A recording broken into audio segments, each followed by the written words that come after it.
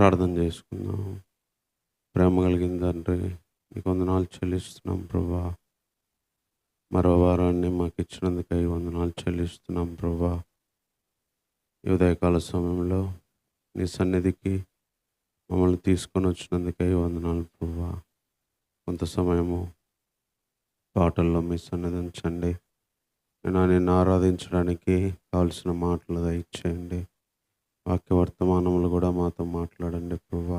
బలపరచండి తండ్రి. నీ సన్నిధిలో ఉన్న నా జీవాన్ని మాకు దయచేయండి.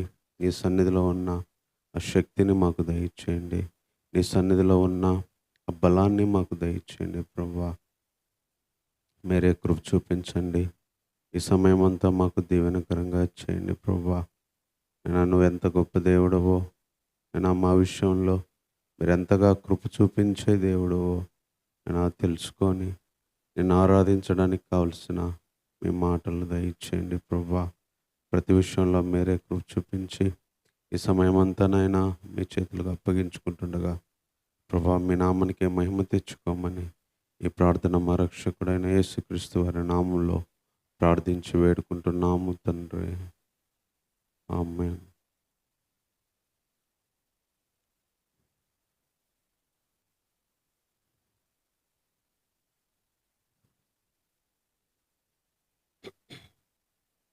అవసాన సంవత్సరం నుంచి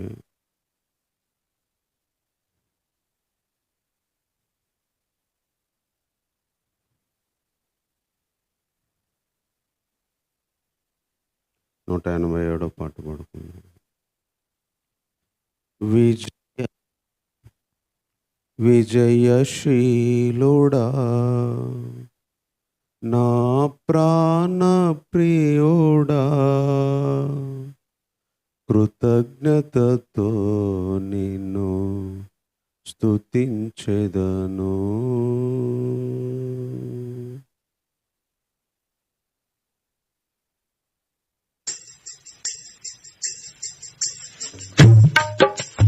విజయశీలుడా నా ప్రాణ ప్రియుడా, కృతజ్ఞతతో నిన్ను స్తుతించెదను. నా యేసయ్యా నిన్ను వేడుకొనగా నా కార్యములన్నీయు సఫలము చేసితివి. నా యేసయ్యా నిన్ను వేడుకొనగా నా కార్యములన్నీయు సఫలము చేసితివి. విజయశీలుడా నా ప్రాణ ప్రియుడా, కృతజ్ఞతతో నిన్ను స్తుతించెదను. అలసిన సమయమున నా ప్రాణములో త్రాణ పుట్టించినావు. ఆదరణ కలిగించి పిలుపును స్థిరపరచి ధైర్యముతో నింపినావు. అలసిన సమయమున నా ప్రాణములో త్రాణ పుట్టించినావు. ఆదరణ కలిగించి పిలుపును స్థిరపరచి ధైర్యముతో నింపినావు. నిత్యానందము కలిగించేది శుభవచనములతో నెమ్మది నిచ్చితివి. నిత్యానందం కలిగించేని శుభవచనములతో నెమ్మది నిచ్చితివి. విజయశీలుడా నా ప్రాణ ప్రియుడా, కృతజ్ఞతతో నిన్ను స్తుతించెదను.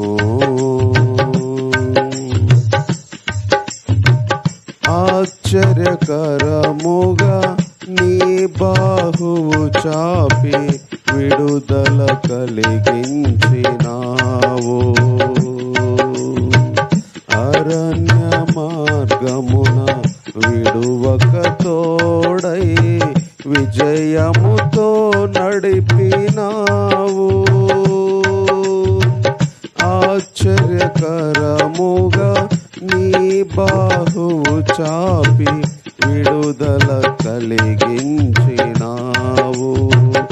అరణ్య మార్గమున విడువక తోడై విజయముతో నడిపినావు. నీ స్వాస్థ్యమునకు తండ్రిగా నిలచి వాగ్దాన భూమిలో చేర్చిన దేవా, నీ స్వాస్థ్యమునకు తండ్రిగా నిలిపి వాగ్దాన భూమిలో చేర్చిన దేవా, విజయశీలుడా నా ప్రాణ ప్రియోడా, కృతజ్ఞతతో నిన్ను స్తుతించెదను.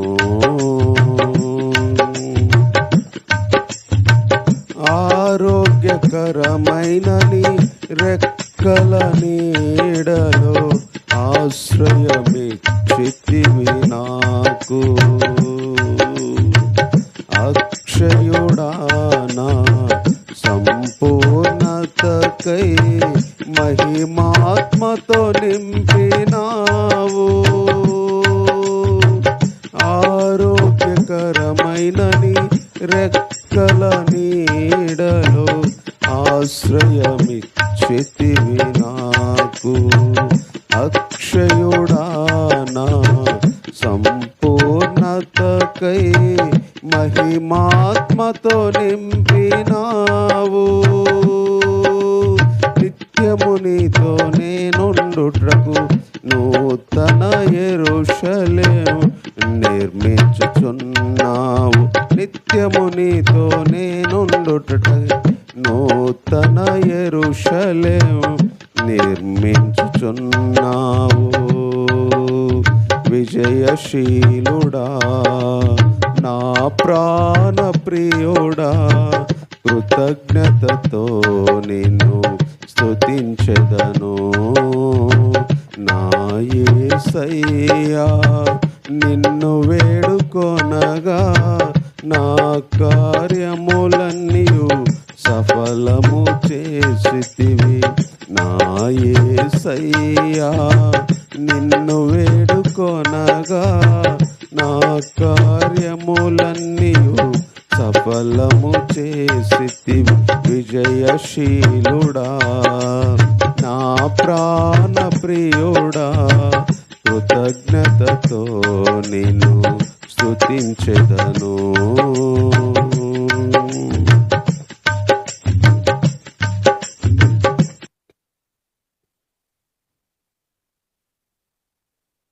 అలాగే 19వ పాట పాడుకుందాం.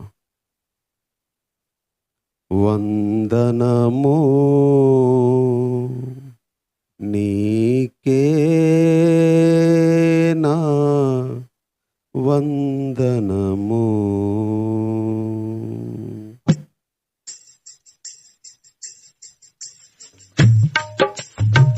వందనము నీకే నా వందనము. వర్ణన కందని నీకే నా వందనము. వర్ణన కందని నీకే నా వందనము. వందనము నీకే నా వందనము. నీ ప్రేమనే నేల మరతు, నీ ప్రేమ వర్ణింతునా. నీ ప్రేమ నేల మరతు, నీ ప్రేమ వర్ణింతునా. దానిలో ఎత్తు నే గ్రహించి, దానిలో ఎత్తు నే గ్రహించి, ప్రాణ త్యాగము నే తలంచి, నీ ప్రాణ త్యాగము నే తలంచి, వందనము నీకే నా వందనము. సర్వ కృపానిధి నీవే,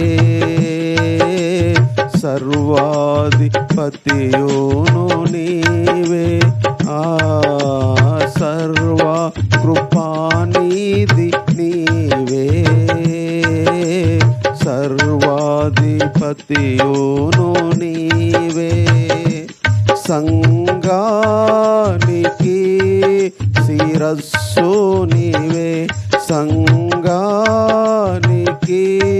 శిరస్సు నీవే, నా సంగీత సాహిత్యము నీవే, నా సంగీత సాహిత్యము నీవే.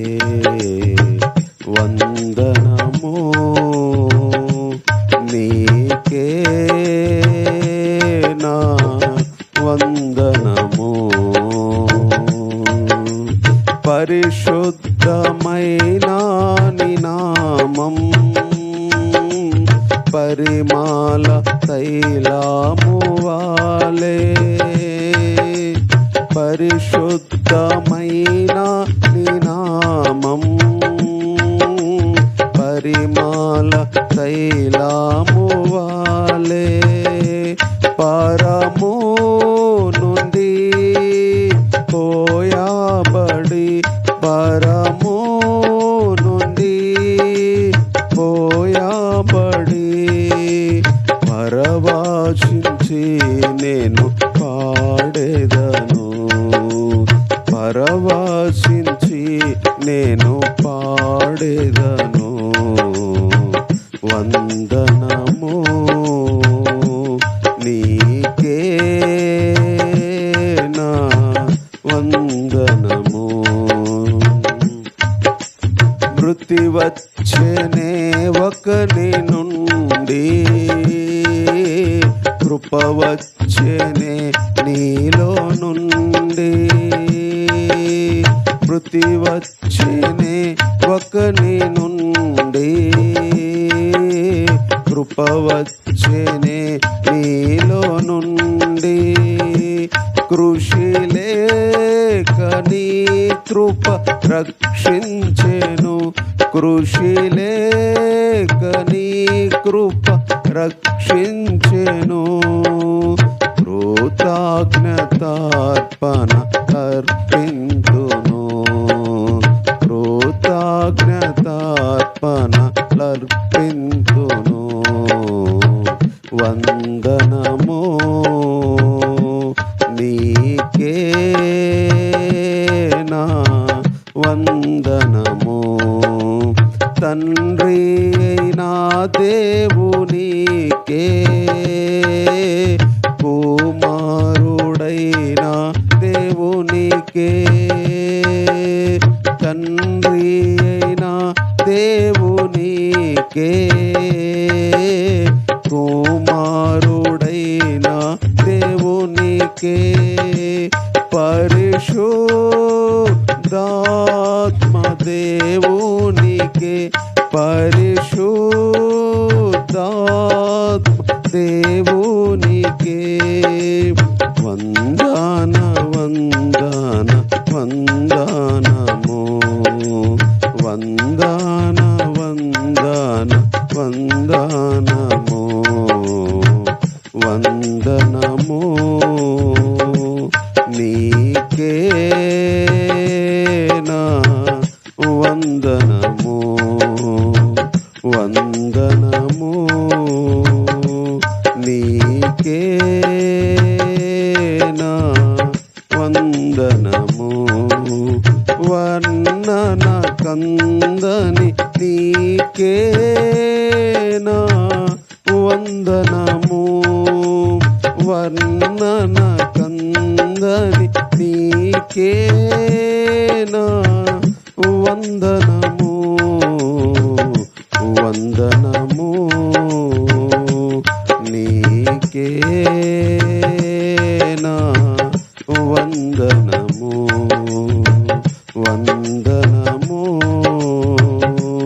నీకే నా వందనము.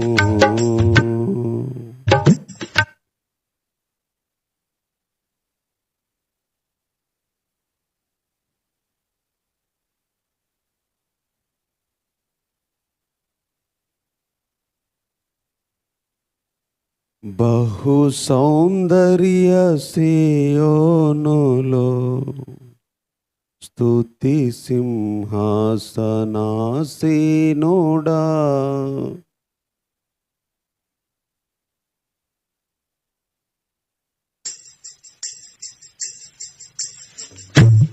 బహు సౌందర్య సియోనులో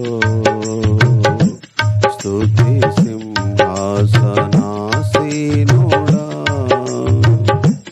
నా యేసయ్య నీ ప్రేమ పరిపూర్ణమై నా హృదయాన కొలువాయెనే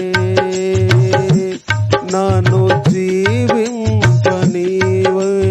నీ వాక్యమే ఇలా నాకిలలో సంతోషమే బహు సౌందర్య సియోనులో స్తుతి సింహాసనాసీనుడా బహు సౌందర్య సియోనులో స్తుతి సింహాసనాసీనుడా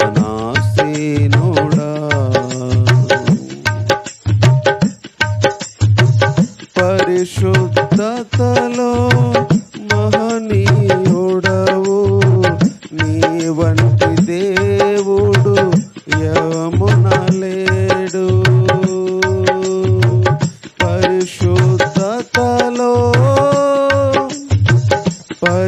పరిశుద్ధతలో మహనీయుడవు నీ వంటి దేవుడు జగమున లేడు నాలో నిరీక్షణ నీలో సంరక్షణ నీకే నా హృదయార్పణ నాలో నిరీక్షణ నీలో సంరక్షణ నీకే నా హృదయార్పణ బహు సౌందర్య సియోనులో స్తుతి సింహాసనాసీనుడా బహు సౌందర్య సియోనులో స్తుతి సింహాసనాసీనుడా ఓటమి నీడలో క్షేమము లేక వేదన కలిగిన వేళలయందు ఓటమి నీడలో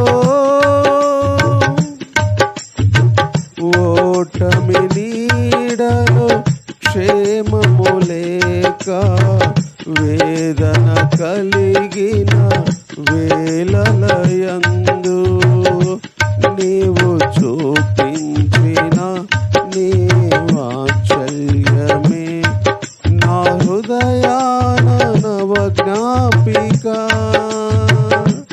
నీవు చూపించిన నీ వాత్సల్యమే నా హృదయాన నవ జ్ఞాపిక బహు సౌందర్య సియోనులో స్తుతి సింహాసనాసీనుడా ఒంటరి బ్రతుకులో కృంగిన సమయాన చల్లని నీ చూపే ఔషధమే ఒంటరి బ్రతుకులో కృంగిన సమయాన చల్లని నీ చూపే ఔషధమే. ప్రతి అరుణోదయం నీ ముఖ దర్శనం నాలో నింపెను ఉల్లాసమే. ప్రతి అరుణోదయం నీ ముఖ దర్శనం నాలో నింపెను ఉల్లాసమే. బహు సౌందర్య సియోనులో స్తుతి సింహాసనాసీనుడా. బహు సౌందర్య సియోనులో స్తుతి సింహాసనాసీనుడా. నా యేసయ్య నీ ప్రేమ పరిపూర్ణమై నా హృదయాన కొలువాయనే. నన్ను జీవింపజేయు నీ వాక్యమే నాకిలలోన సంతోషమే. బహు సౌందర్య సియోనులో స్తుతి సింహాసనాసీనుడా. బహు సౌందర్య సియోనులో స్తుతి సింహాసనాసీనుడా.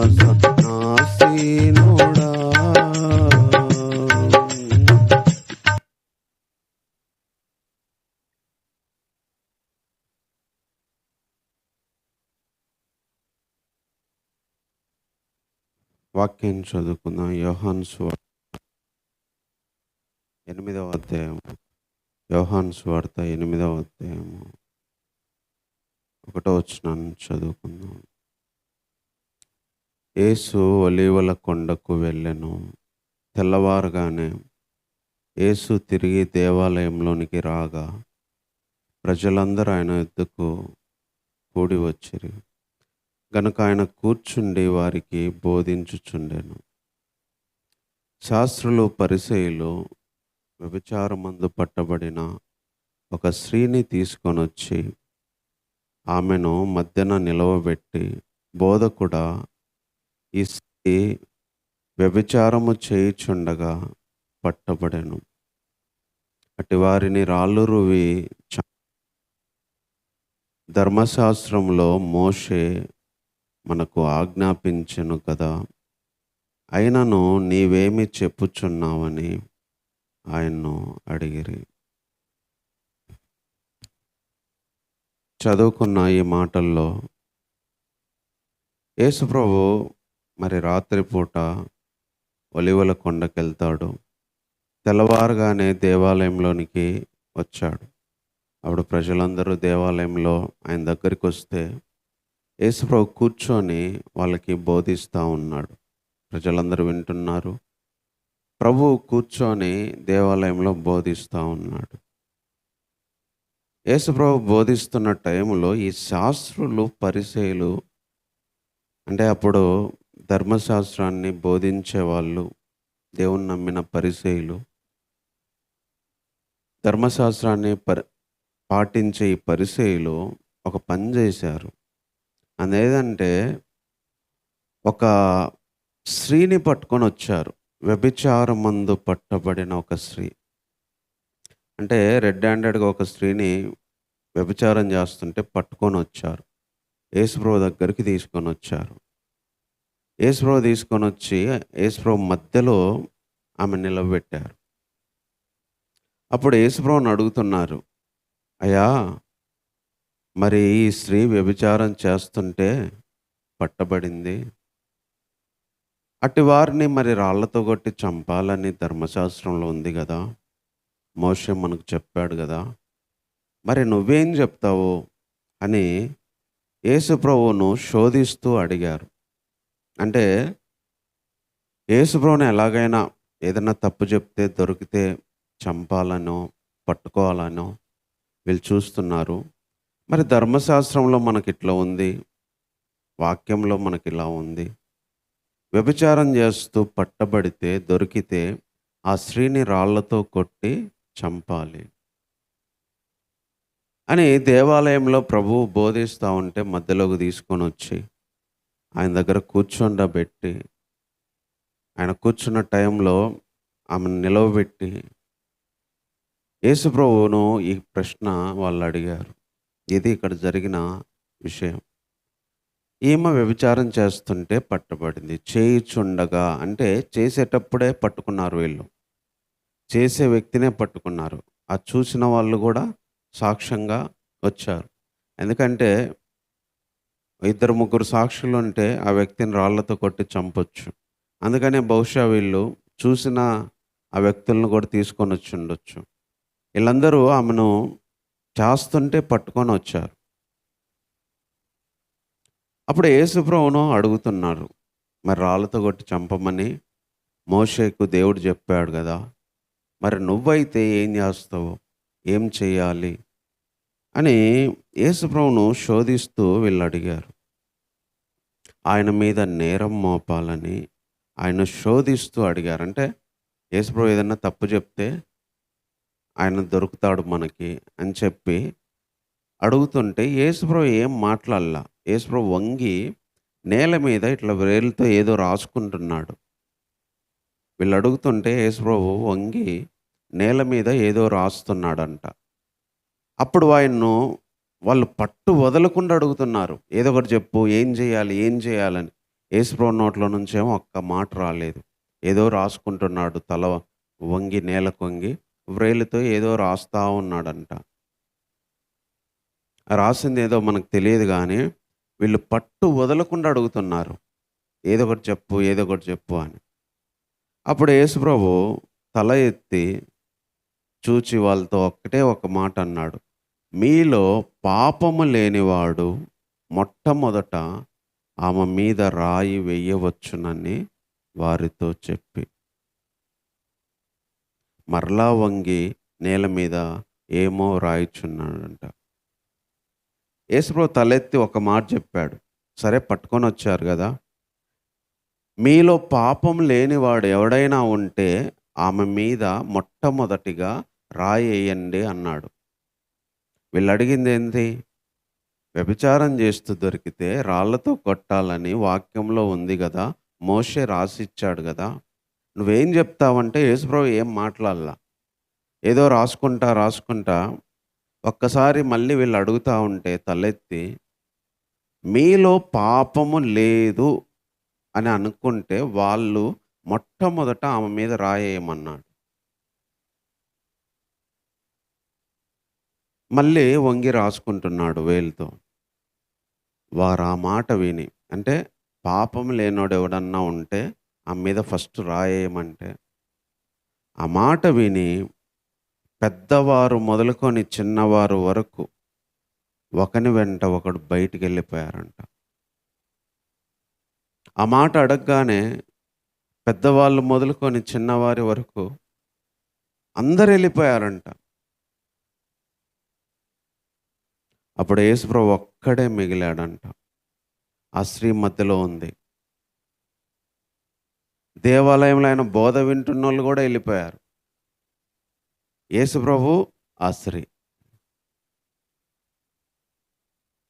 రెండోసారి యేసుప్రభు తలెత్తి చూచి, అమ్మా వారు ఎక్కడున్నారు అని ఆమెను అడిగితే, ఎవరు నీకు శిక్ష విధించలేదా అని అడిగితే ఆమె లేదు ప్రభువా అన్నది. అందుకు యేసు, నేను నీకు శిక్ష విధింపను, ఇక వెళ్ళి పాపము చెయ్యకుమని ఆమెతో చెప్పాను. ఎవరు లేరే అమ్మా అని ఆమెను అడిగితే ఎవరు లేరయ్యా అని చెప్తే, ఎవరు నిన్ను శిక్షించలేదా, మరి రాళ్ళు పట్టుకొని వచ్చారు కదా అంటే, లేదు ప్రభువా అంటే, నేను నిన్ను శిక్షించనమ్మా, నువ్వు వెళ్ళి ఇక పాపము చేయకుమని చెప్పాడు. ఇది జరిగిన విషయం. అక్కడ ప్రభు దినాల్లో జరిగిన విషయం ఇది. ఇక్కడ దేవుని గురించి మనం ఒక చిన్న ఆలోచన నేర్చుకోవచ్చు. దేవుడు ఎలాంటి దేవుడు అంటే, జనాలు మనుషులు ఈవెన్ దేవుణ్ణి నమ్ముకున్న వాళ్ళైనా సరే, ఏదైనా తప్పు దొరికితే పట్టుకొని చంపాలి, కొట్టాలి అని ఎప్పుడు ఎదురు చూస్తుంటారు. ఒక వ్యక్తిలో ఒక తప్పు దొరికితే ఆ వ్యక్తిని పట్టుకోవాలని చూస్తారు. పట్టుకున్న తర్వాత కొట్టాలని కూడా చూస్తారు. ఈమె పట్టబడింది కూడా. ఆ తప్పు చేసేటప్పుడు పట్టబడింది కూడా. దేవుడు ఎలాంటి వాడంటే, ప్రజలందరూ కూడా ఎక్కడ తప్పు దొరికిద్దా అని పట్టుకొని మరి వెతికి మరి ప్రభు దగ్గరికి తీసుకొనొస్తే, ఫైనల్‌గా ఏం చేశాడంటే దేవుడు వాళ్ళ తప్పు వాళ్ళకే చూపిచ్చాడు. తప్పు లేనివాడు, పాపం లేనివాడు ఆమెను కొట్టండి ఫస్టు అంటే ఒక్కరు లేరంటాడ. దేవాలయంలో బోధ వినే వాళ్ళందరూ ఎళ్ళిపోయారు. ఎందుకంటే అటు బోధిస్తున్న టైంలోనే తీసుకొనొచ్చారు. ఆమె మధ్యలో ఉంది, యేసుప్రభు ఉన్నాడు. ఎవ్వరూ లేరంట. అందరూ ఎళ్ళిపోయారంట. ఒక్కరు అంటే ఒకళ్ళు పెద్దోళ్ళు మొదలుకొని చిన్నోరి వరకు. చిన్న విషయం. దేవుడు ఎలాంటి వాడంటే, మనుషులు ఎక్కడ తప్పు దొరికిద్దా పట్టుకొని మరి మాటలనడానికి, చంపడానికి చూస్తుంటే, దేవుడు తప్పు జరిగితే జరిగుండొచ్చు, చేస్తే చేసుండొచ్చు. అయినా సరే ఆ వ్యక్తిని కాపాడి బ్రతికించాలి. ఆ వ్యక్తికి మళ్ళీ ఇంకొక అవకాశాన్ని ఇవ్వాలి, జీవితాన్ని ఇవ్వాలి అని దేవుడు చూసేవాడు. కొన్నిసార్లు మనము ఇలాంటి తప్పులు కాకపోయినా ఏదో ఒకటి మనల్ని పట్టుకుంటారు. ఏదో ఒక దగ్గర మనల్ని చూపిస్తారు. ఏదో ఒక లోపం దగ్గర మన మీద నేరం మోపాలని, మన తప్పు చూపియాలని నలుగురిలో నిలబెడతారు. ఆ దేవాలయంలో ఆమె నిలబెట్టినప్పుడు అందరిలో అవమానంగా ఫీల్ అయి ఉంటది ఆమె. ఎంత అవమానం! అందరూ రాళ్ళు పట్టుకొని వచ్చారు. ఒక పక్క దేవుని దేవాలయంలో వాక్యం చెప్తుంటే యేసుప్రభు తీసుకొనొచ్చారు. ఇటు జనాలు మధ్యలో వాక్యాన్ని ఆప్ చేసి ఈమె పంచాయతీ తేల్చాల్సిన పరిస్థితి. కొన్నిసార్లు నలుగురిలో అవమానపడే స్థితికి మనల్ని తీసుకొచ్చిన, నిలవబెట్టించిన దేవుడు అలాంటి పరిస్థితుల్లో కూడా కాపాడుతాడు ఒక వ్యక్తిని. ప్రజలు ఎప్పుడు ఒక తప్పు చూపించి కొట్టాలనో, మాటలనాలనో చూస్తూ ఉంటారు. కానీ ప్రభు ఏం మాట్లాడలా. వాళ్ళు చెప్పింది నిజమే. తప్పు చేస్తే శిక్షించాలి. తప్పు చేస్తే రాళ్ళు కొట్టాలి. తప్పు చేసినోనికి తప్పకుండా శిక్ష రావాలి. అందుకే యేసుప్రభు ఏం మాట్లాడలా. తప్పు చేసిందయ్యా రాళ్ళతో కొట్టాలంటే, అవును నిజమే. అది కాదని కూడా చెప్పడానికి లేదు. అందుకే ఏం మాట్లాడకుండా ఆయన తల వంచుకొని ఏదో రాసుకుంటా ఉన్నాడు. తలెత్తి ఒకే ఒక మాట అన్నాడు. మీలో పాపం లేని వాడెవడన్నా ఉంటే రాయేయమన్నాడు. ఎవరు ఉంటారు పాపం లేని వాళ్ళు? ఈ భూమి మీద కూడా పాపం లేని వాళ్ళు ఎవరు ఉండరు. కానీ ఎదుటి వాళ్ళ పాపాలని, తప్పుల్ని చూపించడానికి ప్రతి ఒక్కళ్ళు ప్రయత్నం చేస్తారు. మనలో పాపం లేదు అని చెప్పే ధైర్యం ఎవరికీ లేదు. ఒక దేవుడికి తప్ప, నాలో ఏ తప్పు లేదు, ఏ పాపం లేదని ఒక దేవుడు తప్ప ఎవరు చెప్పలేరు. ఈ భూమి మీద ఏ మనిషి చెప్పలేడు. కానీ ప్రతి మనిషి ఎదుటి వాళ్ళలో ఏ తప్పు ఉందా, ఎదుటి వాళ్ళలో ఏ పాపం ఉందా అని వెతికి, పట్టుకొని, చూసి మాట్లాడడానికి, చంపడానికి ఎప్పుడు ప్రయత్నం చేస్తూనే ఉంటారు. ఇక్కడ తెచ్చిందేం లోకస్తులు కాదు. శాస్త్రులు అంటే వాక్యం చెప్పేవాళ్ళు. పరిసయ్యులంటే విశ్వాసులు అప్పట్లో. వాళ్ళే తీసుకొని వచ్చారు. ఈరోజు లోకం కాదు మనల్ని తప్పులు పట్టేది. సేవకులు పట్టొచ్చు, విశ్వాసులు పట్టొచ్చు. ఏదేమన్నా కానీ పట్టబడింది దొరికింది. కొన్నిసార్లు మనం దొరుకుతాం. మనల్ని పట్టుకోవడానికి ప్రయత్నం చేస్తారు. కానీ ఒకటే అన్నాడు, ఎవరిలో పాపం లేదో వాళ్ళు రాయేమన్నారు. అందరూ ఆడబడేసిపోయారు. ఇంకా ఆ మాటకి మారు మాట కూడా మాట్లాడలేదు. అందుకనే పాపముతో పట్టుకొనొచ్చాము ఒక వ్యక్తిని అని తీసుకొనొచ్చినోళ్ళకి వాళ్ళ పాపాలే చూపిచ్చాడు. ఈరోజు ఎంతోమంది మీద నేరం మోపొచ్చు, తప్పు చెప్పొచ్చు, లేకపోతే ఎన్నో విషయాలు దగ్గర దొరికాడు అని అనుకోవచ్చు. కొన్నిసార్లు తీసుకొచ్చినోళ్ళ కంటే కూడా,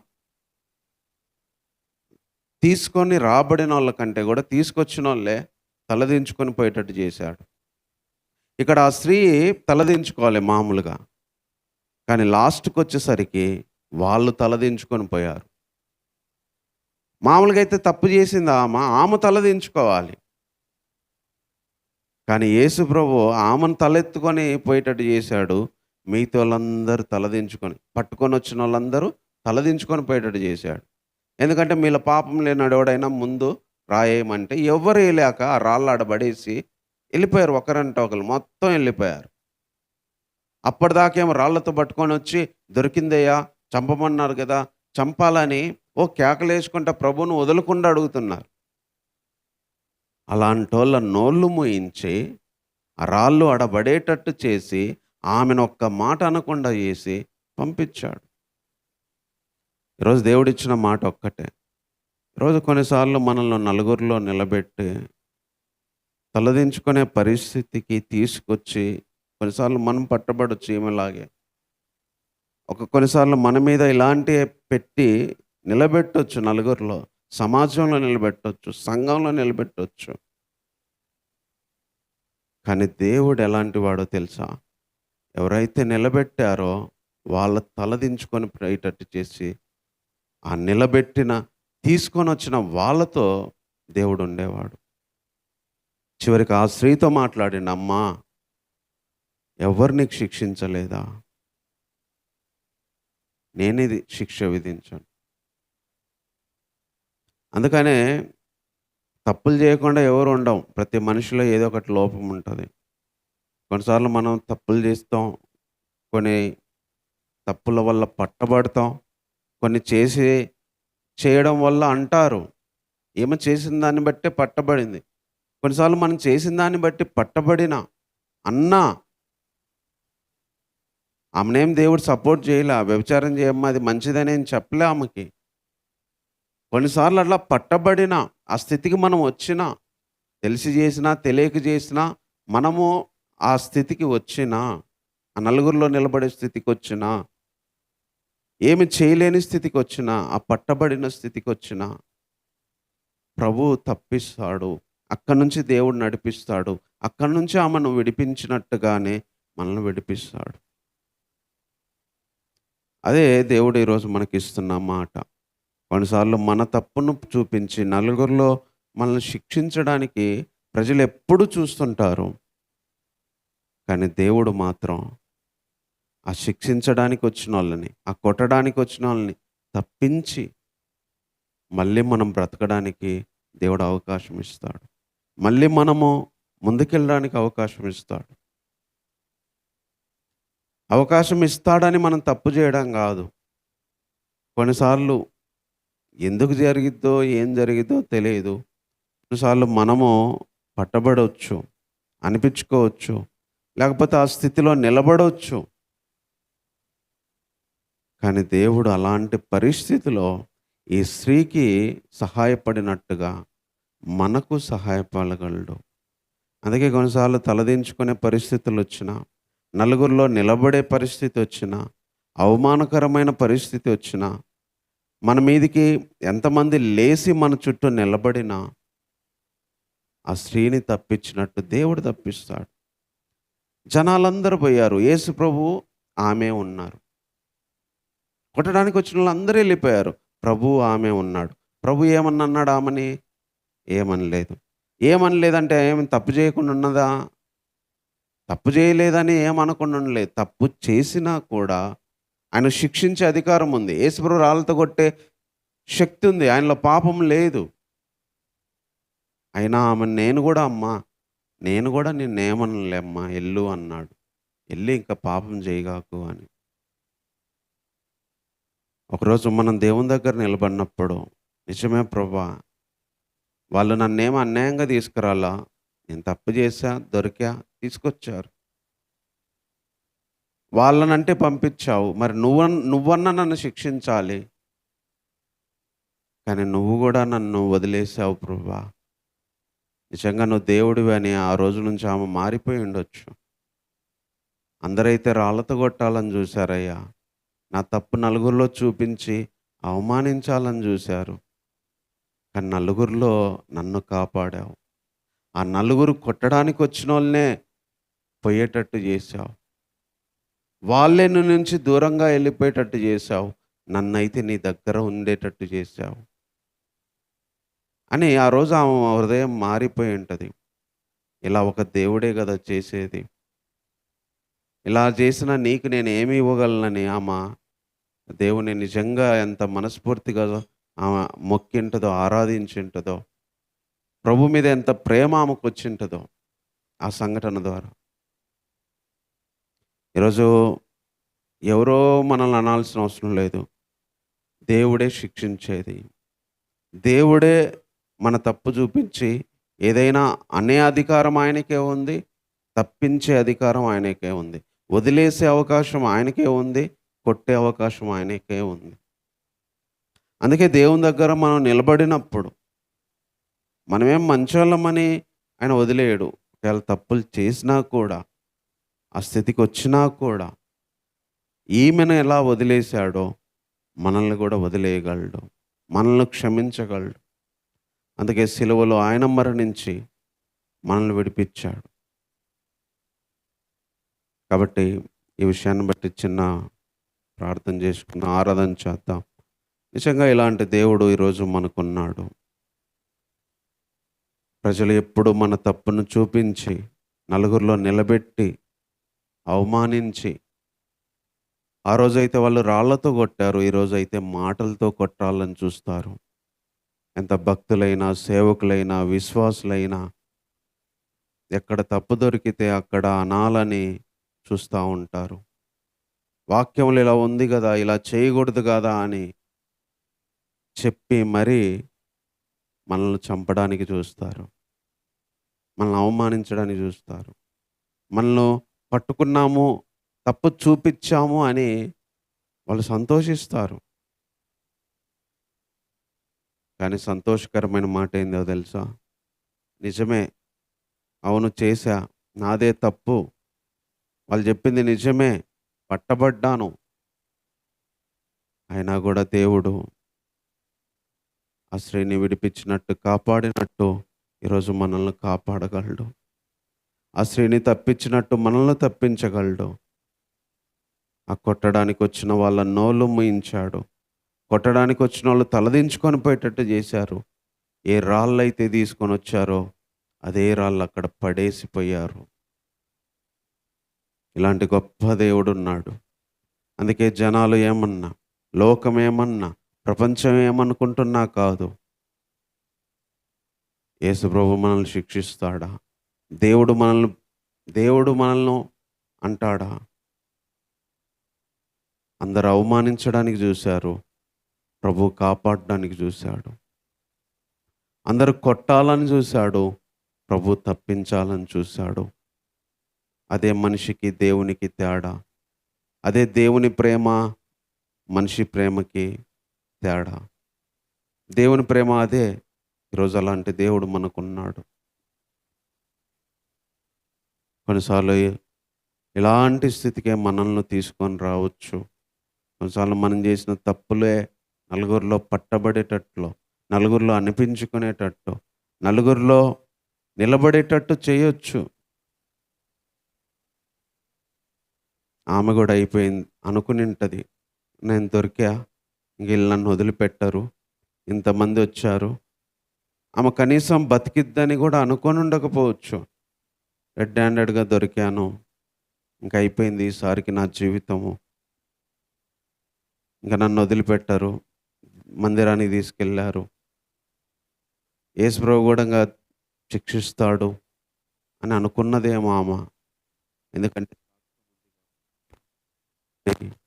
దేవుడు ఎంతో కృప చూపించాడు. వాళ్ళు అనుకున్న విధంగా కాకుండా పట్టు వదలకుండా అడుగుతున్నారు, ఏం చేయాలి, ఏం చేయాలి, ఏం చేయాలని. ప్రభు ఏం మాట్లాడలేదు. మౌనంగా ఉన్నాడు. ఒకే ఒక మాట అన్నాడు. పాపం చేయనివాడు మొట్టమొదట రాయేయమంటే ఆ ధైర్యం ఎవ్వరికి లేదు. ఈరోజు మనల్ని అనే వాళ్ళందరూలో పాపం లేనోళ్ళు కాదు మనల్ని అనేది. ప్రతి ఒక్క వ్యక్తిలో ఏదో ఒక పాపం ఉంటది. ఏదో ఒక తప్పు ఉంటది. ఏదో ఒక లోపం ఉంటది. వాళ్ళయి దేవుడు వాళ్ళకు చూపించినప్పుడు వాళ్ళు తలదించుకుంటారు. ఈరోజు అవమానించేవాళ్ళు, ఈరోజు మాట్లాడేవాళ్ళు, ఈరోజు వేలెత్తి చూపించే వాళ్ళందరూ మంచోళ్ళని కాదు. మనకు అవకాశం దొరికిందని వాళ్ళు అనొచ్చు. ఒకరోజు ప్రభువు దగ్గరికెళ్తే వాళ్ళ తప్పులు చూపించినప్పుడు వాళ్ళు తలదించుకుంటారు.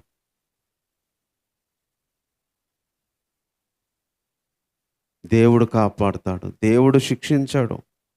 ఈరోజు అలాంటి దేవుడు మనకున్నాడు. ప్రేమ కలిగిన దేవా, నీకు వందనాలు చెల్లిస్తున్నాను దేవా. నీ గురించి నాయనా ఈరోజు ఒక విషయాన్ని ఆలోచించి నేర్చుకున్నాం ప్రభువా. నిజమే దేవా, ఆ స్త్రీ తప్పు చేస్తూనే దొరికింది. దొరికితే రాళ్ళతో కొట్టే చంపాలి నాయనా. కానీ లాస్ట్‌కి వచ్చేసరికి ఆమెను కాపాడారు. ఆ కొట్టడానికి వచ్చినోళ్ళే వెళ్ళిపోయేటట్టు చేశారు తండ్రి. ఈరోజు మా ధైర్యం అదే ప్రభువా. ఈరోజు కొన్ని విషయాలు మమ్మల్ని నలుగురిలో నిలబెట్టొచ్చు, అవమానించొచ్చు, తప్పు దొరికింది అని అనొచ్చు నాయనా. కానీ నువ్వు కృప చూపించే దేవుడు ప్రభువా. ఆ స్థితిలో నుంచి తప్పించే దేవుడు నాయనా. రాళ్ళ లాంటి మాటలతో కొట్టొచ్చు నాయనా, అందరిలో అవమానించొచ్చు నాయనా, వాక్యము ప్రకారం చేయట్లేదని చూపించొచ్చు తండ్రి. జనాలు ఏమంటున్నారనే కాదు నాయనా, వాళ్ళు ఎలా చూస్తున్నారని కాదు ప్రభువా, మీరేమంటున్నారు అని. వాళ్ళైతే బూతులు తిట్టిండొచ్చు ఆమెని నాయనా, కానీ నువ్వు అమ్మా అని పిలిచావు తండ్రి. నువ్వు అమ్మా అని పిలిచి నేను శిక్షించనన్నావు తండ్రి. ఆమె తప్పు చేయలేదని అమ్మా అనలేదు నాయనా. నీ ప్రేమను బట్టి, నీ క్షమాపణను బట్టి ఆమెను బ్రతికించాలని కరుణ చూపించి ఆమెను అమ్మా అని పిలిచావు దేవా. ఈరోజు నాయనా, మేము మంచోళ్ళమని కాదు దేవా. మేము కొన్నిసార్లు ఇలాగే మా తప్పు చేత పట్టబడొచ్చు, దొరకొచ్చు నాయనా. అందరు అనడానికి అవకాశం ఇవ్వచ్చు నా తండ్రి. కానీ నీ కృప చూపించే దేవుడు నాయనా, నువ్వు తప్పించే దేవుడు ప్రభువా. అందుకే ఎవరు ఏమన్నా సరే, ఎవరు ఎలాంటి మాటలు అన్నా సరే, ఎవరు ఎలాగా మాట్లాడుకున్నా సరే, శిక్షించేది నువ్వే నాయనా, తప్పించేది నువ్వే ప్రభువా. ఒకరోజు నీ దగ్గర నిలబడినప్పుడు నువ్వేమంటావు అనేది తండ్రి నాయనా నా ఆశ, మా ఆశ తండ్రి. ఆ రోజు నువ్వేం మాట్లాడతావు అనేదే ప్రభువా మా యొక్క కోరిక తండ్రి. నీ నోట్లో నుంచి ఏ మాట వచ్చిద్దో నైనా అదే మా ఆశ.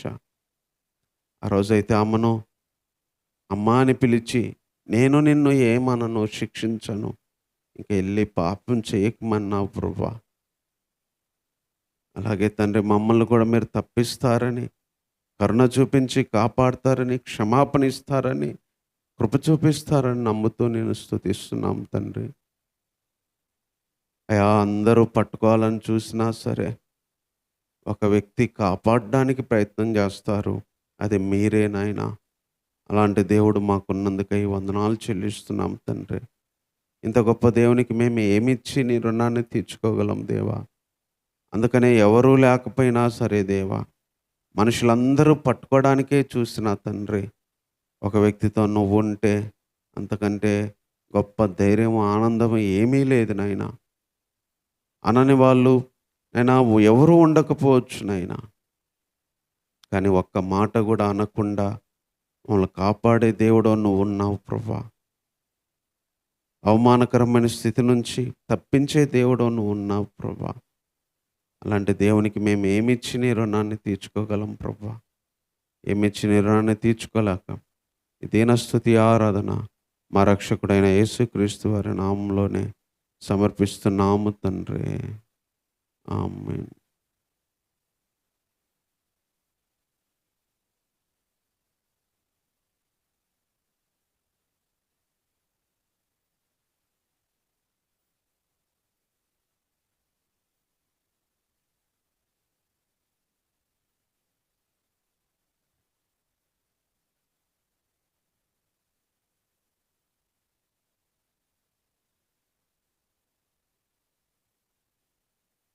కృపగల దేవా, దయగల రాజా, చరితి నిన్నే బహుగణ తేజ, నీ చరణములే నే కోరితిని, నీ వరములనే నే వేడితిని.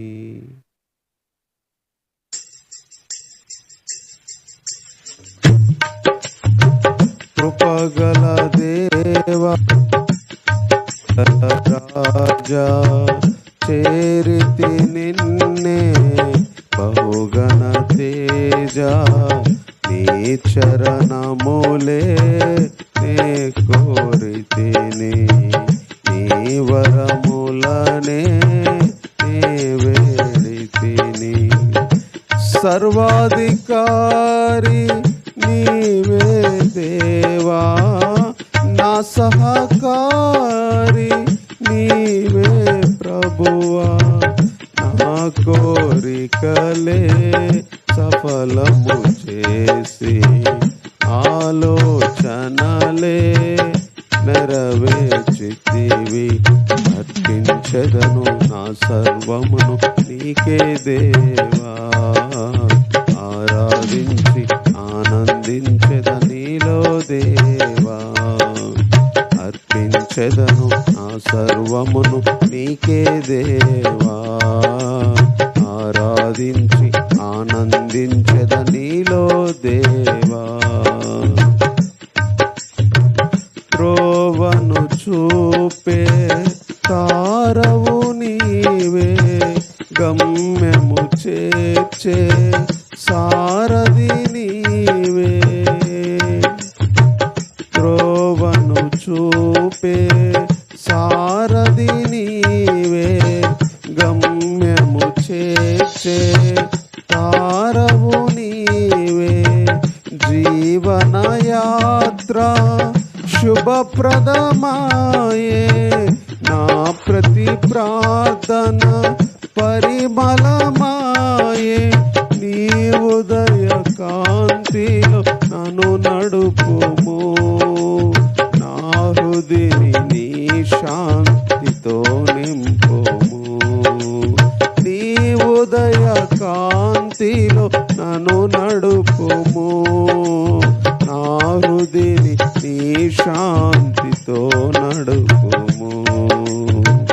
కృపగల దేవా, దయగల రాజా, చేరితి నిన్నే బహుగణ తేజ, నీ చరణములే నే కోరితిని, నీ వరములనే నే వేడితిని.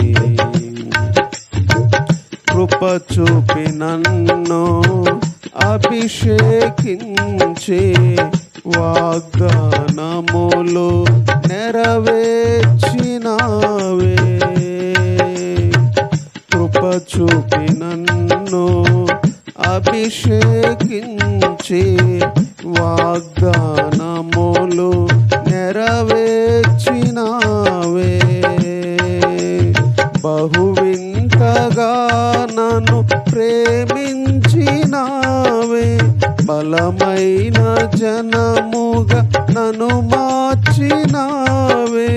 నీ కీర్తి జగమంత వివరింతును, నీ దివ్య మహిమలను ప్రకటింతును. నీ కీర్తి జగమంత వివరింతును, నీ దివ్య మహిమలను ప్రకటింతును. కృపగల దేవా, దయగల రాజా, చేరితి నిన్నే బహుగణ తేజ. నీ చరణములే కోరితిని, నీ వరములనే వేడితిని.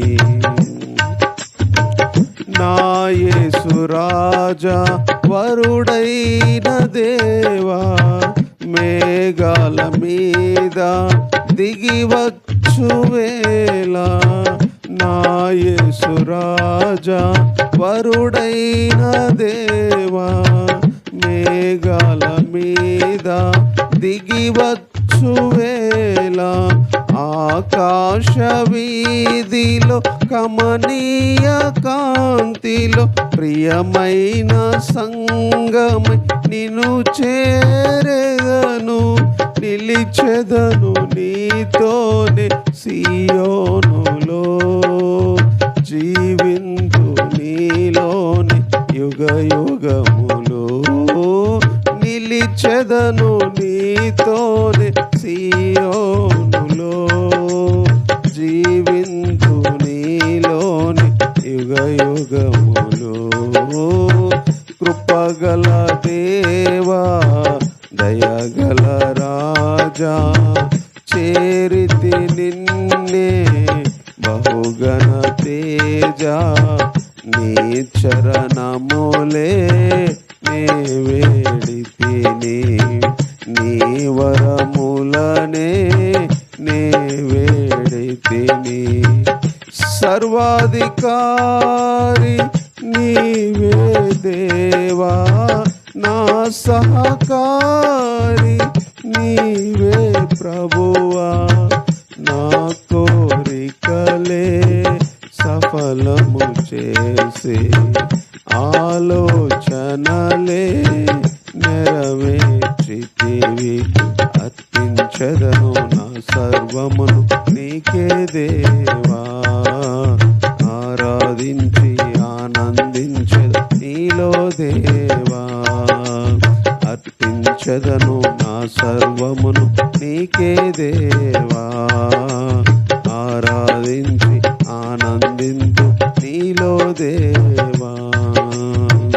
కృపగల దేవా, దయగల రాజా, చేరితి నిన్నే బహుగణ తేజ.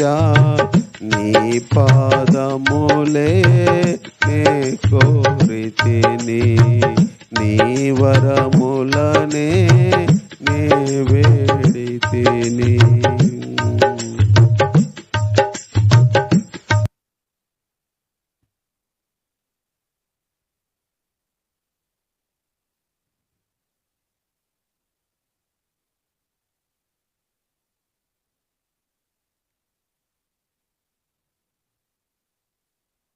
చిన్న వాక్యాన్ని చదువుకుందాం. నిర్గమకాండము 32వ అధ్యాయము.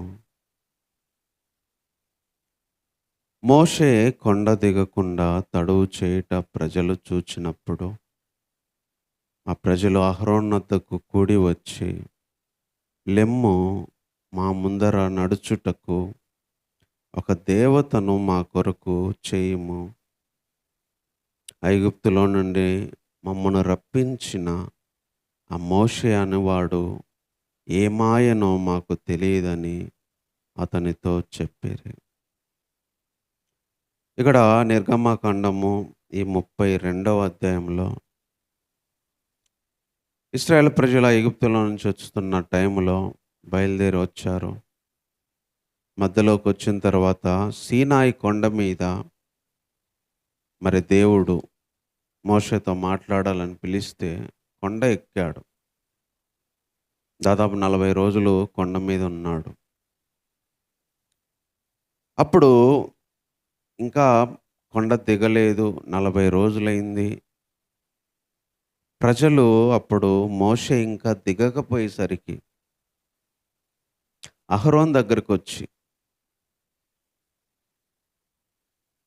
"ఈ మోషే అనేవాడు ఏమైండో మాకు తెలియదు. మా ముందర నడవడానికి ఒక దేవతను మా కొరకు చెయ్యి.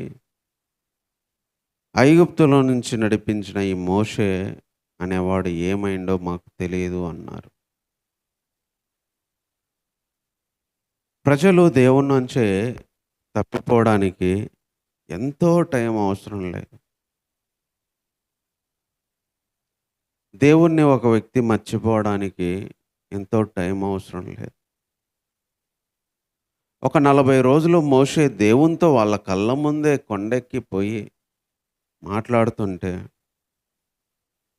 ఈ మోషే అనేవాడు మమ్మల్ని తీసుకొని వచ్చినోడు ఎక్కడికి పోయిండో తెలియదు. 40 రోజులైంది. నేను నడిపించడానికి కూడా రాలేదు అన్నట్టుగా, అహరోను నువ్వు లేచి ఒక దేవతని మాకు చేయమని అడుగుతున్నారు. అప్పుడు అహరోను ఏమన్నాడు తెలుసా? మీ భార్యలకి, మీ కుమారులకి, మీ కుమార్తెలకి చెవులో ఉన్న బంగారు పోగులను తీసుకొని రండి అని చెప్తే, ప్రజలందరూ తమ చెవుల్లో ఉన్న బంగారు పోగులన్నీ తీసుకొని అహరోను దగ్గరికి తీసుకొస్తే, వాళ్ళు ఆ దగ్గర అహరోను అయన్నీ తీసుకొని పొగరుతో రూపాన్ని ఏర్పరిచి దాన్ని పోత పోసిన దూడగా చేశాడు. ఫస్ట్ విషయం ఇక్కడ మనం నేర్చుకునేది ఏంటంటే, కొన్నిసార్లు దేవుడు మనకు కనిపించాడు, అంత మాట్లాడు, అంత మాత్రాన మనం వేరే రూట్లోకి వెళ్ళాల్సిన అవసరం లేదు. ఎంత బాధాకరమైన విషయం అంటే, గొడ్డు చాకిరీ చేస్తున్నారు, దాస్యం, వెట్టి పని, మూలుగుతున్నారు. అలాంటి పరిస్థితి నుంచి మోషేను పంపించి, విడిపించి, అద్భుతాలు చేసి, సముద్రాన్ని చీల్చి, బయటికి తీసుకొని వచ్చి, పైనుంచి ఆహారాన్ని ఇచ్చి, పొలం వేసే పనిలా రోజు గింజలు పడేటి మన్నా ఆహారాన్ని ఇచ్చి, మాంసం ఇచ్చి పోషిస్తుంటే, ఒక 40 రోజులు దేవునితో మాట్లాడడానికి మోషే వెళ్ళి కనపడకుంటే, అదంతా మర్చిపోయి మమ్మల్ని తీసుకొచ్చిన ఈ మోషే అనేటోడు ఎక్కడికి పోయిండో మాకు తెలియదు. మాకు ఒక దేవదూత కావాలి, ఒక దేవత కావాలి మా ముందు నడవడానికి అని చెప్పి మోషే స్థానంలో ఒక దేవతను వాళ్ళు కోరుకున్నారు. నిజంగా దేవుడు ఈ పరిస్థితులు ఎంత బాధపడి ఉంటాడో. దీని ద్వారా ఒకటే మనం నేర్చుకునేది, దేవుణ్ణి మర్చిపోవడానికి ఎంతో టైం అవసరం లేదు. ఒక 40 రోజులకే దేవుడు చేసినవి మొత్తం మర్చిపోయి, దేవుని సేవకుడు కూడా లేకపోతే అది మర్చిపోయి, మాకు ఒక దేవతను చేయమని అడుగుతున్నారు. ఈరోజు దేవుని నుంచి తప్పిపోవడానికి ఎన్నో అవసరం లేదు. ఒక్కటి జరగకపోతే దేవుణ్ణి వదిలేసిపోయేటోళ్ళు ఉన్నారు. వాళ్ళు అనుకున్న టయానికి జరగకపోతే, వాళ్ళు అనుకున్నట్టు జరగకపోతే ఎంతోమంది దేవుణ్ణి వదిలేసిపోతున్నారు. ఎంత బాధపడతాడు దేవుడు. తన కుమారుణ్ణే చనిపోవడానికి ఇచ్చినోడు జీవితంలో సరే డబ్బులు ఇవ్వలేదనుకో, ఆరోగ్యం ఇవ్వలేదనుకో, పనులు ఇవ్వలేదనుకో, లేకపోతే లోకంలో పేరు ఇవ్వలేదనుకో, వదిలేసిపోవాలి నా దేవుణ్ణి. సమస్యలు తీర్చలేదనుకో, కన్నీళ్లు తీర్చలేదనుకో, ఇబ్బందులు తీర్చలేదనుకో, వదిలేయాలా? మరి చేసినవి ఎన్నో ఉన్నాయి కదా. ఈరోజు విశ్వాసుల పరిస్థితి ఎట్లా అయిపోయిందంటే, ఎన్ని చేసినవి దేవుడు గుర్తులే ఉండవు. ఒక్కటి చేయకపోయినా దేవుణ్ణి వదిలిపెట్టే పరిస్థితికి వచ్చారు. దేవుడు ఎన్నెన్నో ఎన్నెన్నో చేసినా కూడా మర్చిపోయి ప్రజెంట్ వాళ్ళకి చేయలేదన్న దాన్ని బట్టి ఇంకొక రూట్లోకి వెళ్ళే పరిస్థితి, దేవుణ్ణి వదిలేసే పరిస్థితి, దేవుణ్ణి వదిలిపెట్టే పరిస్థితి. వెంటనే వాళ్ళకు వేరే దేవతను చేయమని కోరుకున్నారు. అన్ని సంవత్సరాలు, అన్ని రోజులు, అన్ని బానిస బతుకు నుంచి విడిపించి చంపడానికి వచ్చిన వాళ్ళని సముద్రంలో వేసి చంపి వీళ్ళు సముద్రాన్ని చీల్చి తీసుకొచ్చాడు. మాంసం లేదని ఏడిస్తే మాంసం ఇచ్చాడు. ఆహారం లేదని ఏడిస్తే ఆహారం ఇచ్చాడు. నీళ్లు లేవని ఏడిస్తే నీళ్ళు ఇచ్చాడు. ఇదంతా జరిగిన తర్వాత దేవునితో మాట్లాడడానికి మోషే వెళ్ళాడు అంతే. ఆ టయానికి రాలేదని వీళ్ళు ఈ నిర్ణయం తీసుకున్నారు. ఈరోజు మనం కూడా ఎంతోమంది దేవుడు టయానికి ఇవ్వలేదని, టయానికి రాలేదని, టయానికి బాగు చేయలేదని, టయానికి మన పరిస్థితిలో మనకు తోడుగా ఉండలేదని, మన బాధను బట్టి దేవుణ్ణి అని దేవునికి దూరం అయ్యేటోళ్ళు ఎంతోమంది. కానీ రోజు నేర్చుకోవాల్సిన విషయం ఏందో తెలుసా? కొన్నిసార్లు దేవుడు లేట్ చేయొచ్చు, కొన్నిసార్లు దేవుడు మాట్లాడకపోవచ్చు, కొన్నిసార్లు దేవుడు దూరంగా ఉండొచ్చు. అయినా దేవుడు ఉన్నాడు. మనకు చెప్పకపోయినా దేవుడు చేసేది చేస్తూనే ఉంటాడు వెనకాల. దేవుడు పక్కనే ఉన్నాడు, చూస్తున్నాడు. మనం ఏమనుకుండేది కూడా చూస్తున్నాడు. మనతో మాట్లాడకపోయినా మనం ఎట్లా మాట్లాడుకుంటున్నాం మన పరిస్థితిని బట్టి అనేది కూడా చూస్తాడు. మనకు చెప్పకపోయినా ఆయన చేసేది చేస్తుంటాడు. మనకి ఇవ్వాల్సింది ఆ టయానికి ఎలా ఇవ్వాలి, ఏ విధంగా రావాలని ఆయన ఏర్పాటు చేస్తాడు. అంత మాత్రానికి ఒక సంవత్సరంలో విడుదల రాలేదన్నాం, ఒక నెలల్లో మన బాధలు పోలేదనో, మనం అనుకున్నట్టు కొన్ని రోజుల్లో జరగలేదనో దేవుణ్ణి వదిలిపెట్టాల్సిన అవసరం లేదు. దేవుణ్ణి దూరంగా వెళ్ళాల్సిన అవసరం లేదు. ఎందుకంటే దేవుడు చాలా బాధపడతాడు, చాలా కోప్పడతాడు. నా మీద ఉన్న ప్రేమ ఇదేనా అని దేవుని తెలిసి ఎంత వేదన పడతాడు. చేసినవన్నీ మర్చిపోయి ఒక్క విషయంలో లేట్ అయిందని మనం వదిలిపెడితే దేవుడు ఎంత బాధపడతాడు. అందుకే కొన్ని రోజులు దేవుడు మనకి ఏం చెప్పడు. కొన్ని నెలలు అలా గడుస్తాయి, కొన్ని సంవత్సరాలు అలాగే గడుస్తాయి. ఏం అభివృద్ధి ఉండదు, ఏం ఆశీర్వాదం ఉండదు, ఏది మనకు వచ్చినట్టు ఏం ఉండదు. అలాగే ఉండిద్ది జీవితం, అలాగే ఉంటుంది. కుటుంబం పరిస్థితులు అలాగే ఉంటాయి, సంఘం అలా ఉంటుంది. కొన్నిసార్లు దేవుడు ఏం చేయట్లేదని అనిపిస్తుంది. అంత మాత్రాన దేవుణ్ణి వదిలిపెట్టాల్సిన అవసరం లేదు. అంత మాత్రాన దేవునికి దూరంగా వెళ్ళాల్సిన అవసరం లేదు. దేవుడు చేయలేదనో ఇవ్వలేదనో మనము దేవునికి వేరుగా ఇంకొకటి ఆలోచించాల్సిన అవసరం లేదు. మన సొంత ప్రయత్నాలు చేయాల్సిన అవసరం లేదు. వేరే రూట్లో వెళ్ళాలని మనం డిసైడ్ అవ్వాల్సిన అవసరం లేదు. అది ఇక్కడ మనం నేర్చుకుంటుంది.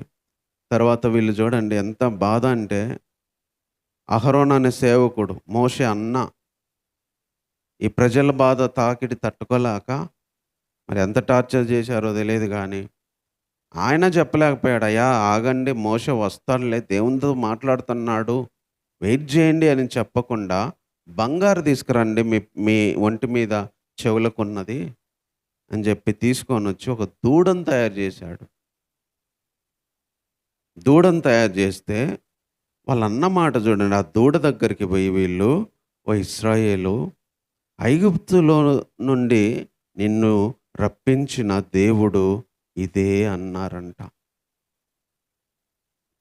ఆ దూడను చూసి ఏమన్నారంట తెలుసా వీళ్ళు? ఐగుప్తులో నుంచి నిన్ను రప్పించిన దేవుడు ఇదే. ఈ మాటకి గుండెలు బద్దలైంటాయి దేవునికి. దూడ తయారు చేసి ఆ దూడను ఏమన్నారంటే, మమ్మల్ని ఐగుప్తులో నుంచి తీసుకొచ్చింది నువ్వే అన్నారంట. జనరల్గా మనుషుల పరంగా మనం చూడండి, ఒక వ్యక్తికి ఎంతో కష్టపడి, ఎంతో చేసి, ఎంతో పెట్టి, ఎంతో చేసి చేస్తే ఆ వ్యక్తి పోయి నాకు వాళ్ళేం చేయలేదు, వీళ్ళు పలానోళ్ళు చేశారంటే అది ఎంత బాధగా ఉంటది? అన్నేళ్ళు కష్టపడి, అన్నేళ్ళు చదివిచ్చి, డబ్బులు పెట్టి, అన్నీ జేసి, మీరు నాకేం జేయలేదు, ఇదిగో వీళ్ళు జేశారు, నిన్నగాక మొన్నొచ్చినోళ్ళు చేశారు అంటే, ఒక మనిషికి ఎంత బాధ కలిగిద్ది. ఇక్కడ ఏకంగా దూడను తయారు జేసుకొని బంగారంతో, మమ్మల్ని విడిపించింది నువ్వే, మా దేవుడవు నువ్వే అంటున్నారు. ఐగుప్తులో నుంచి విడిపించిన దేవుడవు నువ్వు అంటున్నారు ఆ దూడను పట్టుకొని. వాళ్ళు తయారు చేసుకున్న దూడను పట్టుకొని. దేవునికి ఎంత బాధ కలిగింటది ఈ మాటకి. మూలుగుతుంటే, ఏడుస్తుంటే మోషేని పిలిచి, పంపించి, ఆ ఫరో పంపియకపోతే అద్భుతాలు చేసి, ఆ పిల్లోళ్ళందరూ చచ్చిపోయేటట్టు చేసి, సముద్రాన్ని చీల్చి, బయటికి తీసుకొచ్చి, ఆహారం ఇచ్చి, నీళ్ళిచ్చి, మాంసం ఇచ్చి, ఇన్ని చేస్తే, ఈరోజు నేను కాదంట దేవుడు, వాళ్ళు చేసుకున్న దూడంట. ఈరోజు నిజంగా మనం దేవునికి ఇవ్వాల్సిన ఘనత ఇవ్వకపోతే ఎంత బాధపడతాడు దేవుడు. ఒక మనిషే మనం అంత బాధపడతామే, మనం చేసిన మేలు మర్చిపోయి వాళ్ళు వేరే విధంగా అంటే, మనల్ని కాకుండా వేరే వాళ్ళను పొగిడితే, మనం చేసిన మేలు గుర్తించకపోతే మనకంత బాధ ఉంటే, దేవుడు అంత చేసినప్పుడు ఎంత బాధపడాలి. ఏకంగా దేవుడే నువ్వు అన్నారు ఆ దూడను పట్టుకొని. ఆ మాట రాశారు, దేవుడవు నువ్వే, రప్పించిన దేవుడు ఇదే ఇదే ఇదే అనంట. ఈ దూడే మనల్ని రప్పించింది అంటే ఏం చెప్పాలి దేవుడు?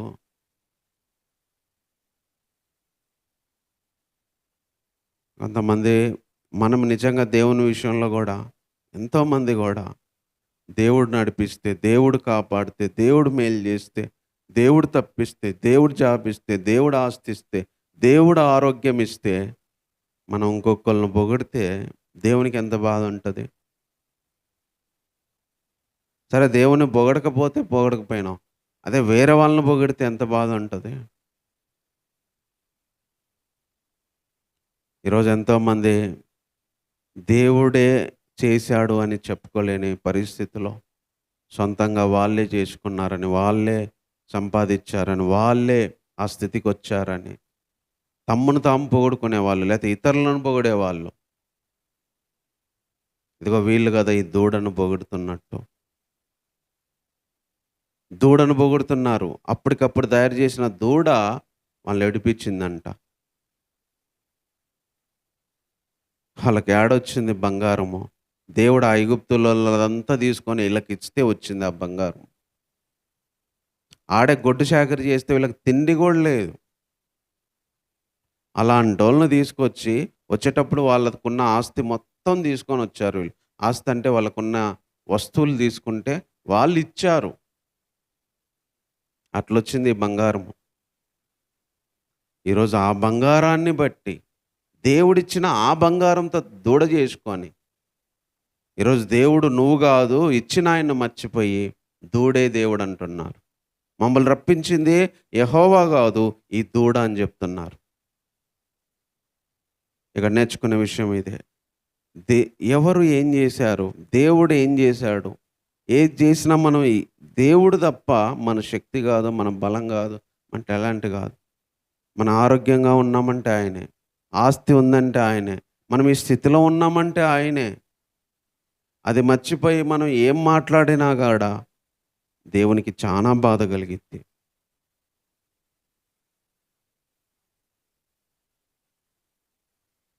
ఈరోజు ఎంతోమంది దేవునికి ఇవ్వాల్సిన ఘనత మనం ఇవ్వలేకపోతున్నాం. ఇంకొకరికి ఇస్తున్నాం తీసుకెళ్ళేది, లేదా మనకు మనమే ఇచ్చుకుంటున్నాం, మనల్ని పొగుడుకుంటున్నాం, లేదా మనుషులను పొగుడుతున్నాం. తర్వాత వీళ్ళు ఏం చేశారంటే చూడండి, అహరోను అది చూచి ఒక బలిపీఠం కట్టించాడంట దాని ముంద. యెహోవాకు రేపు పండగ జరిగిద్దంటే మరునాడు ఉదయమునే లేచి దహన బలులు, సమాధాన బలులో ఆ దూడ దగ్గర అర్పించారంట. అర్పించి అప్పుడు జనులు తినుటకు, త్రాగుటకు కూర్చుండి ఆడుటకు లేచిరి. ఆ దూడ ముందు బలిపీఠం కట్టిస్తే బలులర్పించి, తిని, తాగి డాన్సులేస్తున్నారు. మన భాషలో చెప్పాలంటే. తిని, తాగి, కూర్చుండి ఆడుటకు లేచారు. అంటే ఆటలాడుతున్నారంటే డాన్స్ చేస్తున్నారు. ఆటలాడుకుంటున్నారు. ఆ దూడ ముందు ఒక జాతరే చేస్తున్నారు వీళ్ళు.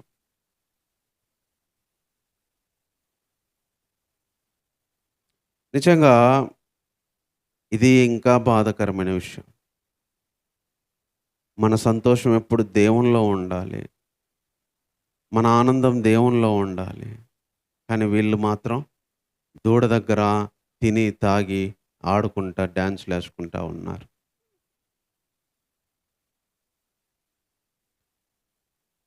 లోక సంబంధమైన వాటిలో ఈరోజు సంతోషించే వాళ్ళు ఎంతోమందున్నారు. దేవుడికే అని చెప్పి బలులర్పించారు వీళ్ళు గూడా.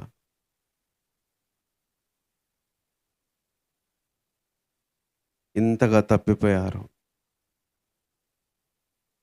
అందుకనే మనము దేవుడు కొన్నిసార్లు లేట్ చేసినా దేవుడి నుంచి తప్పిపోకూడదు. రెండో విషయం ఏం నేర్చుకున్నా అంటే దేవుని ప్లేస్‌లో ఇంకొకళ్ళని తీసుకొనొచ్చి పెట్టకూడదు. మన ఆనందం దేవుని దగ్గర ఉండాలి గానీ, వేరే వాళ్ళ దగ్గర ఉండకూడదు. దూడ ముందు డాన్స్ చేసుకొని, అన్నం వండుకొని, తిని, తాగి డాన్సులేస్తున్నారు వీళ్ళు. ఈరోజు దేవుడిని వదిలిపెట్టి, లోక సంబంధమైన వాటి విషయంలో ఎంతమంది సంతోషిస్తున్నారు. దేవుని కంటే వేరే వాటిని, దేవుని కంటే వేరే వాటిలో ఆనందాన్ని వెతుకుతున్నారు. తాము చేసుకున్న వాటిలో ఆనందిస్తున్నారు. నిజంగా దేవునిలో ఆనందించే వాళ్ళు, ఆనందిస్తున్న వారి విషయంలో దేవుడు ఎంత సంతోషిస్తాడో. ఇలా చేసిన తర్వాత దేవుడు ప్రత్యక్షమయ్యాడు. మోషేకి చెప్తున్నాడు. మోషే దిగెళ్ళు, ఆల్రెడీ ప్రజలు నిన్ను నడిపించిన ప్రజలు చెడిపోయారు అన్నాడు. ఎల్లెళ్ళు, నువ్వు వెళ్ళేలోపే అదిగో చెడిపోయారు ప్రజలు అని. దేవుడు ఎక్కడి నుంచైనా చూడగలడు కదా. మోషే ఎళ్ళు, ప్రజలు చెడిపోయారు. నువ్వు రప్పించిన ప్రజలు చెడిపోయారు, దిగెళ్ళు. నేను వారికి నియమించిన త్రోవ నుండి త్వరగా తొలగిపోయారంట. త్వరగా తొలగిపోయి తమ కొరకు పోత పోసిన విగ్రహాన్ని, దూడను చేసుకొని దానికి సాగిలపడి బలి అర్పించి, ఓ ఇశ్రాయేలీయు, నిన్ను రప్పించిన దేవుడు ఇదే అని చెప్పుకుంటున్నారని అక్కడి నుంచి మోషేకు దేవుడు చెప్తున్నాడు. ఇదిగో దూడ చేసుకొని నేను రప్పించింది ఇదే అని చెప్పుకుంటున్నారు. మోషే ఎల్లు, చెడిపోయారు ప్రజలు, త్వరగా చెడిపోయారు, త్వరగా తప్పిపోయారు అని ఒక మాట అన్నాడు. నేను ఈ ప్రజలను చూచి ఉన్నాను, ఇదిగో వారు లోబడని ప్రజలు. కావున నువ్వు ఊరుకుండు, నా కోపం వారి మీద మండును, నేను వారిని కాల్చేసి నిన్ను గొప్ప జనంగా చేస్తానన్నాడు మోషేతో. దేవునికి ఎంతో కోపం వచ్చింది. దేవుడు మనం చేసే ప్రతిదీ చూస్తాడు. అక్కడ మోషేకి చెప్తున్నాడు చూసి. మోషేకి ఆ విషయం తెలియదు, కానీ దేవునికి తెలుసు. జనాలు చెడిపోయారు, తప్పిపోయారు, దూడ చేసుకున్నారు. అది దేవుడని మొక్కుతున్నారు. మోషే ఎల్లు, కిందికి ఎల్లు, వాళ్ళ మీద నా కోపం ఉంది, ఇదిగో వాళ్ళని నేను చూసా, వాళ్ళు లోబడిన వాళ్ళు. దేవుడు వాళ్ళ గురించి అన్నమాట తెలుసా? లోబడని ప్రజలు. ఒకే ఒక్క మాటలో చెప్పాడు, వాళ్ళు వినేవాళ్ళు కాదు, లోబడనోళ్ళు. ఇంత తొందరగా వాళ్ళు తప్పిపోతారు అనుకోలేదు. వాళ్ళు లోబడనోళ్ళు. మోషే నువ్వు కొంచెం ఊరుకుండు, నా కోపంతో వాళ్ళందరినీ కాల్చేస్తా, నీ సంతానాన్ని గొప్ప జనంగా చేస్తానంటే మోషే మళ్ళీ బతిమలాడతాడు దేవుణ్ణి. వద్దయ్యా, ఆ దేశం నుంచి తీసుకొచ్చి చాతగాక వాళ్ళ దేవుడు అరణ్యంలో చంపేశాడంట అని నలుగురు నాలా విధాలుగా మాట్లాడుకుంటాడు. అప్పుడు నీ ఘనత ఏమైద్ది, నీ గొప్పతనం ఏమైద్ది అని చెప్పి మోషే దేవుణ్ణి బతిమలాడితే అప్పుడు దేవుడు కోపాన్ని ఆపుకున్నాడంట. ఈ మాట ఎంతో ఆశ్చర్యం అనిపించిద్ది. దేవుని కోపం వస్తే మోషే బతిమలాడి దేవుని కోపాన్ని ఆపుకున్నాడంట.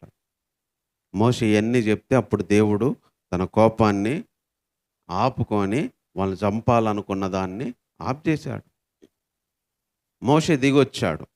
దేవుడిచ్చిన ఆ రాతి పలకలు 10 ఆజ్ఞలు తీసుకొని ఇచ్చాడు 2 పలకల్లో రాసి. వాళ్ళాడ డాన్సులు ఏస్తుంటే ఆ సంగీతం, ఆ సౌండ్ సిస్టము ఇయన్నీ విని యెహోషువ అంటాడు, దేవుడికేమో బలర్పిస్తున్నారు, ఎవరైనా చనిపోయారేమో, లేతే యుద్ధం జరుగుతుందేమో, ఏంది గోల గోల ఉంది, యుద్ధం ఏమైనా జరుగుతుందా అంటే, నాయనా అది యుద్ధం గాదు, సంగీతము, డాన్సులేసుకుంటున్నారు వాళ్ళు అని మోషే యెహోషువతో చెప్తారు వాళ్ళొస్తుంటే. ఎప్పుడైతే మోషే వాళ్ళని చూసాడో, మోషేకి గూడా కోపమొచ్చింది. ఆ 2 పలకలు దేవుడిచ్చిన పలకలు ఇసిరి కొడితే అయి పగిలిపోయినాయి. అహరోన్‌ను గూడా పిలిచి, ఎవరు దూడ చేయమన్నారు? ఏంది ఈ ప్రజల్ని ఎందుకు విచ్చలవిడిగా తిరగడానికి నువ్వు వదిలిపెట్టావు వీళ్ళని అహరోన్‌ను తిడతాడు. ప్రజలను దేవుని పక్షం ఉన్నోళ్ళు ఎవరన్నా రాండి అంటే లేవీయులొచ్చారు. అంటే ఇక్కడ మనము దేవుడి నుంచి వెయిట్ చేయకపోయినా, దేవుని ప్లేస్‌లో ఇంకొకళ్ళని పెట్టినా, దేవుని దగ్గర కాకుండా మన ఆనందం ఇంకో చోట ఉంటే, దేవుడు మన విషయంలో ఏమంటాడు చెప్పండి? దేవునికి కోపమొచ్చింది. మోషేకి కోపమొచ్చింది. ఎళ్లి మీరెళ్లి చంపండి అంటే లేవీయులనెళ్లి చంపితే ఆ రోజు 3000 మందిని చంపారు. ఎందుకు చంపారు? మొత్తం ఇక దూడ ముందు డాన్స్ చేస్తున్నారు. దేవుడిని వదిలిపెట్టారు. దేవునికి కోపమొచ్చింది. అంత అద్భుతం చేసి, అంత గొప్పది చేస్తే, ఇంత తొందరగా తప్పిపోయి, దూడ చేసుకొని, దూడే దేవుడని, దూడే విడిపించిందని, దూడ ముందు డాన్స్ చేస్తుంటే, దేవుడికి కోపమొచ్చింది. మోషేకి కోపమొచ్చింది. అసలు ఈ లేకుంటే నాకు ఏ బాధ ఉండదు, చంపేస్తానని కూడా అన్నాడు దేవుడు. మోషే అడ్డుపడితే ఆపిండు. ఈరోజు దేవుడు మన విషయంలో ఏమనుకుంటున్నాడో అనేది కావాలి. కోప్పడుతున్నాడా? మనం లోబడనోళ్ళు అంటుండా? లేదా మాట వినేటోళ్ళు అంటుండా? దేవునిలోనే ఏ పరిస్థితులు వచ్చినా నిలబడేటోళ్ళు అంటుండా? లేదు 4 రోజులు నేను కనపడకపోయినా, 4 రోజులు ఈళ్ళకు సహాయం చేయకపోయినా, నా స్థానంలో వేరే వాళ్ళని పెడతారు. నాకిచ్చే ఘనత వేరే వాళ్ళకిస్తారు. నన్నొదిలెట్టి వేరే వాళ్ళ దగ్గరికి పోతారు. ఇలాంటోళ్ళు ఈ ప్రజలు అని అనుకుంటాడా? కాబట్టి ఈ మాటలను బట్టి ప్రార్థన చేసుకుందాం. ఈరోజు మనకిచ్చిన మాటలను బట్టి ప్రార్థన చేసుకుందాం. ఈరోజు నువ్వు నేను ఏ స్థితిలో ఉన్నామో, ఇశ్రాయేలు ప్రజలు ఎంత తొందరగా తొలగిపోయారో, ఎంత తొందరగా తప్పిపోయారో. ఈరోజు మనల్ని అడుగుతున్నాడు దేవుడు. కొన్ని రోజులు నేను కనిపించకపోయినంత మాత్రాన, కొన్ని రోజులు నేను సహాయం చేయలేకపోయినంత మాత్రాన, కొన్ని రోజులు నువ్వు అడిగింది ఇయ్యకపోయినంత మాత్రాన, నువ్వు కోరుకున్నట్టు చేయకపోయినంత మాత్రాన నువ్వు నన్ను వదిలిపెడతావా? వెయిట్ చేయలేవా? ఉండలేవా? అంటే మన సమాధానం ఏం చెప్పగలం? ఇశ్రాయేలు ప్రజలు వెయిట్ చేయలేకపోయారు. ఈ మోషే అనేవాడు ఏమైండో మాకు తెలియదు, మాకు దేవతను చేయమని కోరుకున్నారు. ఈరోజు మనం కూడా దేవుడు సహాయం చేయకపోతే, దేవుడు విడిపించకపోతే, దేవుడు సహాయం చేయకపోతే, దేవుడు ఒకవేళ మాట్లాడకపోయినంత మాత్రాన మనం వదిలిపెట్టాల్సిన అవసరం లేదు కదా. కొన్నిసార్లు ఆయన బిజీగా ఉండి మాట్లాడకపోవచ్చు. కొన్నిసార్లు కోపం వచ్చి మాట్లాడకపోవచ్చు. అంత మాత్రాన ఆ వ్యక్తికి దూరం అవ్వాల్సిన అవసరం లేదు కదా. ఒకవేళ మనకు అలాంటి మనసే ఉంటే ఇశ్రాయేలుకు మనకి ఏమీ తేడా లేకపోయి ఉండొచ్చు. అలాగే మనం ఉన్నట్టు లెక్క. దూడని చేసుకొని ఈ దూడే మమ్మల్ని విడిపించింది అని చెప్తున్నారు. దేవునికి ఎంత బాధ కలిగింటది ఆ మాట. మూలుగుతుంటే గొర్రెలు కాసుకుండే వ్యక్తి కాడికి పోయి పిలిచి, నేను పోను పోను అంటున్నా కూడా ఆ మోషేని తీసుకొని వచ్చి మాట్లాడిచ్చి బయటికి తీసుకొని వస్తుంటే, ఇడిపించింది నువ్వు కాదయ్యా ఈ దూడ అని చెప్తున్నారు వాళ్ళు. ఈరోజు దేవునికి మనం ఘనత ఇవ్వకపోతే, దేవుడు చేసింది మనం గుర్తించకపోతే, అది ఎవరికో ఇస్తే, మనల్ని మనం పొగడుకుంటే దేవునికి ఎంత బాధ కలిగిద్ది. దాని ముందు తిని తాగి డ్యాన్స్ చేస్తున్నారు, ఆటలు ఆడుతున్నారు, సంగీతం సౌండ్ సిస్టమ్ పెట్టి. ఈరోజు నిజంగా దేవునిలో మన ఆనందం లేకుండా లోకంలో ఆనందం వెతుకుతున్నాము. తిండి కోసం ఆశపడి, సంగీతం కోసం, డ్యాన్స్ కోసం ఆశపడి ప్రస్తుతం మన విషయంలో బాధపడ్డా దేవుడు. మన ఆనందం దేవునిలో ఉండాలి, దేవునిలో సంతోషించాలి, దేవుని మాటల్లో, దేవుని పాటల్లో, దేవుని యొక్క శక్తిలో మనం ఆనందించగలగాలి. కానీ లోక సంబంధమైన వాటి దగ్గర కాదు, వాటి ముందు కాదు కదా. ఈ 3 విషయాలు ఎప్పుడు చేశారో దేవుని కోపం వచ్చింది. చంపేస్తా, కాల్చేస్తా అన్నాడు. వీళ్ళు లోబడని ప్రజలు అన్నాడు. ఎందుకంటే నీళ్ళ దగ్గర సనుక్కున్నారు, సముద్రం దగ్గర సనుక్కున్నారు, తిండి దగ్గర సనుక్కున్నారు, మాంసం దగ్గర సనుక్కున్నారు. ఎన్నో సార్లు సహించాడు దేవుడు.